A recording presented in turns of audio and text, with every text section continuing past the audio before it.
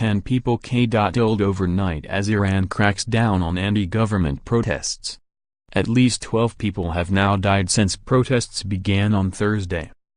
Iranian state television said this morning, in the events of last night, unfortunately a total of about 10 people were killed in several cities. Up to 400 people have been arrested as police cracked down on protesters, including 200 in capital city Tehran.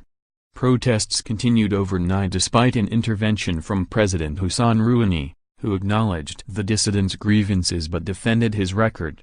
He said citizens are completely free to express their criticism of the government or stage protests in a way that will lead to the improvement of the country's conditions, while warning protesters against committing violent acts. Overnight, police used tear gas and water cannon to disperse protesters in central Tehran. Demonstrations were also reported in Kermanshah and Khorramabad in the west of Iran, Shahinshah in the northwest, and Zanjan in the north of the country. President Rouhani is expected to attend an emergency meeting of the Iranian parliament planned for New Year's Day, as protests continue. The demonstrations are the biggest show of dissent in Iran since the mass protests of the Green Movement were brutally suppressed in 2009. Then, at least 30 people were killed and thousands arrested during a wave of protests against the disputed re-election of President Mahmoud Ahmadinejad. Today, demonstrators say they are angry about corruption and economic hardship. Frustrations have grown as the country is deeply involved in proxy wars in Syria, Iraq and Yemen in a battle for soft power with rival Saudi Arabia. Foreign interventions have sparked fury in the country as citizens want their leader to focus on domestic issues rather than squaring up to the Saudis.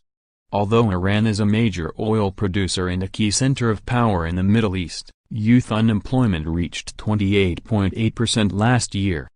As protests continue, Iran's Revolutionary Guards Corps has warned anti-government demonstrators they will face an iron fist if the unrest is not halted. While President Rouhani said the government would show no tolerance for those who damage public properties, violate public order and create unrest in society. The authorities have suspended social media they believe are being used to organize protests, including Telegram and Instagram.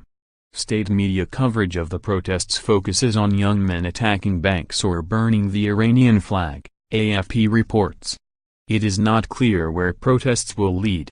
Although demonstrators have demanded the overthrow of the regime, there is no obvious alternative as political opposition figures have typically been silenced or sent into exile.